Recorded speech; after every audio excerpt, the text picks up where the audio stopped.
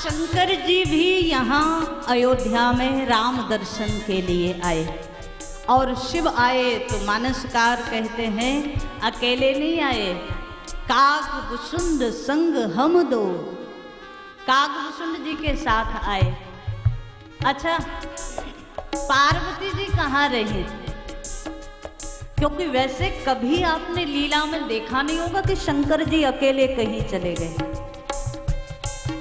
जब कथा सुनने जा रहे थे तो कल आप सब लोगों ने सुना ना, संग सती जग जननी भवानी।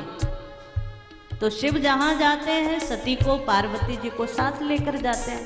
पर आज कहाँ थी शंकर जी? कैलाश पर जो पार्वती जी को कथा सुना रहे हैं उसी में सुनाते सुनाते बोल गए, देवी एक चोरी की बात बताऊं। पार्वती जी बोली, चोरी कैसे?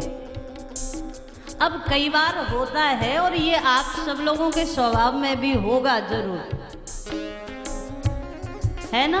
देखो कई चेहरों पे बड़ी अच्छी मुस्कुराहट आ गई।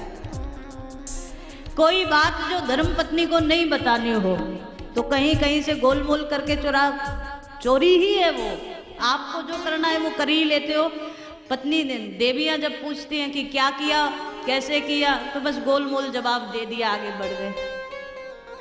शंकर जी भी आज बता रहे, एक चोरी की थी, हमने आपको बताया नहीं आज तक। तो पार्वती जी बोली, क्या? शंकर जी बोले कि वो चोरी जो राम दर्शन के लिए हम गए थे आपको बिना बताए। पार्वती जी थोड़ा सा नाराज हुई, महाराज हमें भी साथ ले चलते तो। हमने सुना है अच्छे कर्म में तो लोगों को ज्यादा से ज्यादा साथ लेकर चलना चाहिए, तो आप हमें लेकर क्यों नहीं गए? शंकर जी धीरे से बोले, एक बार कथा सुनवाने ले तो गए थे आपको, जब सती रूप में आप थी तो हमने सोचा सत्संग में ले चलें। सो महाराज ऐसा सत्संग हुआ कि सती शरीर का ही त्याग करना पड़ा। तो हमें लगा अभी अभी तो आप दूसरे शरीर में आई हैं, अब क्या राम दर्शन को ले जाएं, फिर गड़बड़ हो गई तो बड़ा मुश्किल। शंकर जी कहे, हम तो अकेले नहीं थे लेकिन आपको बिना बताए गए। और एक कहूँ निज चोरी, और एक कहूँ निज चोरी, सुन गिरजा अति दृढ़मति तोरी, गिरजा अति दृढ़मति तोरी, सुन गिरजा अति दृढ़मति तोरी, सुन गिरजा अति दृढ़मति तोरी, सुन गिरजा। और एक कहूँ निज चोरी। कागभुसुंड जी के साथ हम अयोध्या में गए। अयोध्या में देखा महाराज बड़ी भीड़ हो रही है, अवधेश के दरवाजे राम दर्शन वालों की। उसी भीड़ में हम लोग भी सामान्य मनुष्य का स्वरूप बना करके, शंकर जी बोले हम भी प्रवेश कर गए। लेकिन जब भीड़ में पहुंचे तो पता चला 2-4 धक्के तो शंकर जी में भी लग गए। अब भीड़ में कौन देखने वाला, शिव है। शंकर जी ने देखा कागभुसुंड जी की ओर कि ऐसे तो दर्शन संभव नहीं है। भीड़ से बाहर निकले, कागभुसुंड जी और शंकर जी की मंत्रणा हुई। कागभुसुंड जी ने कहा, महाराज हम आपको दर्शन का बढ़िया तरीका बताएं। शंकर जी बोले, क्या? कागभुसुंड जी ने कहा, महाराज हर जगह दर्शन के लिए नंबर 2 गेट भी होता है। कभी आप जाते हो ना मंदिर में दर्शन करने तो 1 नंबर ही थोड़ी होता है, 2 नंबर भी होता है। 1 नंबर से वो लोग जाते हैं, देखो बुरा मत मानना लेकिन सच्चाई है, 1 नंबर से वो लोग जाते हैं जो राम प्रेमी होते हैं, भगवान के नारायण के भक्त होते हैं, वो 1 नंबर से जाते हैं। और जो लक्ष्मी माता के भक्त होते हैं वो दूसरे नंबर से जाते हैं, है ना? अब लक्ष्मी माता को आगे किया तो दूसरा गेट खुल ही जाता है। मानस में दर्शन आया, कागभुसुंड जी बोले चिंता मत करो हम दर्शन कराएं। शंकर जी को जटाजूट तो है ही, एक साधु का वेश बनाया, और ला करके बढ़िया चौराहे पर कहीं बट वृक्ष के नीचे बिठा दिया। महाराज आप तो समाधि में बैठिए, हम जरा आपका प्रचार करके आए। शिष्य बने हैं काकभूषुंड जी, गए अयोध्या की गलियों में प्रचार किया। एक बड़े महात्मा आए हैं। कहाँ से आए? बोले सीधे हिमालय से आ रहे हैं। और व्यक्ति को देखते ही भूतकाल भविष्यकाल सब बता देते हैं। लोगों के मन में बड़ी जिज्ञासा है, हमारे भविष्य में क्या होगा वो पता चल जाए बस। अच्छा पता चल जाए तो क्या कर लोगे? वर्तमान में तो पता है ना क्या हो रहा है। वर्तमान नहीं सुधरा तो भविष्य कभी सुधरने वाला भी नहीं। वर्तमान सुधर गया तो भविष्य भी जरूर सुधरेगा। लेकिन समस्या ये सुधारना किसको है? पर जानने की बड़ी इच्छा है भविष्य में क्या होगा। हजारों लोग शंकर के आसपास जमा हो गए। महाराज हमारा भी भविष्य बता दीजिए। हस्तरेखा। कभी लोग यात्रा करते करते कई बड़े अच्छे वाक्य होते हैं, घटनाएं होती हैं, कई बार लोग मिल जाते हैं। तो सबसे पहला प्रश्न यही होता है, आप हस्तरेखा देखती है? जरा देखकर बताइए। हमने कहा हमने देखना सीखा ही नहीं, हम हस्तरेखा देखते ही नहीं। सबसे बड़ी समस्या भविष्य में क्या होगा ये जानने की बड़ी उत्सुकता है, लेकिन जीवन में वर्तमान कैसा चल रहा है ये कोई जानना नहीं चाहता।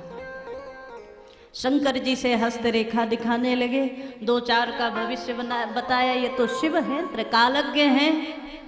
लोग बड़े प्रसन्न हो गए, जय जयकार होने लगी और सूचना महल तक पहुंची, कोई महात्मा आए हैं। बड़ी अम्बा कौशल्या जी को सूचना मिली, सो एक दासी को भेज दिया, जाओ जरा महल में बुला करके लाओ कौन महात्मा है। और तो कुछ नहीं पर हस्तरेखा तो हमें भी रामलला की दिखानी। गोस्वामी जी दर्शन करा रहे हैं। शंकर जी काकभूषुंड जी आज अवध के राजभवन में आए और यहाँ राजभवन में शंकर जी उत्सुक हैं कब भगवान का दर्शन हो, कब रामलला का दर्शन हो।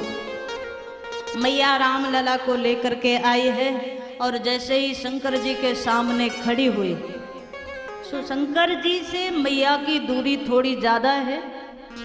अब यहाँ से नजर तो आए, कुछ प्रसन्नता मिली, पर मन में भाव है थोड़ा और करीब आते तो बढ़िया से दर्शन होता।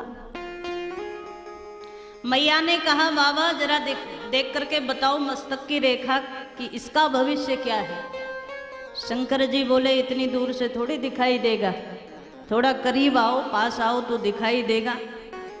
मैया रामलला को लेकर के थोड़ा और पास आई, बाबा आप बताओ। शंकर जी तो बड़े गदगद हो गए, लेकिन फिर लगा थोड़ा और पास हो तो ज्यादा आनंद आए। जैसे ही रामलला को लेकर बिल्कुल करीब आई, मैया ने कहा आप बताओ। शंकर जी धीरे से बोले बुढ़ापा आ गया है, नजर कमजोर है, थोड़ा सा और करीब आएंगे तो ज्यादा अच्छा दिखेगा। सो मैया ने गोद में जो रामलला को लिए थे ना, वो शंकर जी की गोद में दे दिया। बाबा अब तो दिखाई देगा, अब देख करके बताओ। शंकर जी तो कौन देखे हस्तरेखा, शिव तो जब गोद में राम आए सो महाराज शंकर गदगद हो गए।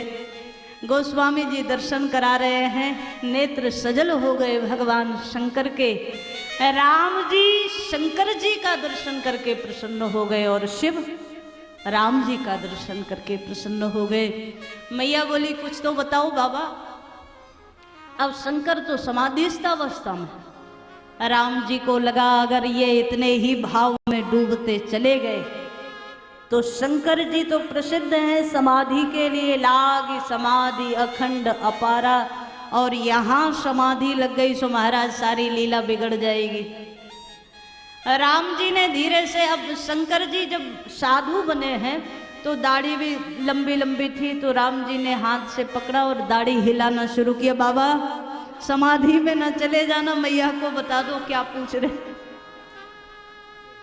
शंकर जी आज मैया को 2-4 बढ़िया बढ़िया बात बता करके, ऐसा संतों का भाव है। शंकर जी भगवान की लीला जब बताने लगे तो वनवास की लीला कहते कहते राम जी ने इशारा किया, नहीं नहीं ये नहीं बतानी, अरे अभी तो हम अवतार लेकर आए हैं, मैया अभी से परेशान हो जाएगी। सो शंकर जी कहते कहते मौन हो गए। मैया बोली कि बताओ बाबा आगे क्या बता रहे थे। शंकर जी बोले ना ना कोई ऐसी बात नहीं है, साधुओं की बड़ी कृपा है अपने आपके बालक पर, कभी कोई महात्मा मांगने आए तो दे देना। मैया बोली ये क्या बात हुई, कोई महात्मा मांगने आए तो दे दूं?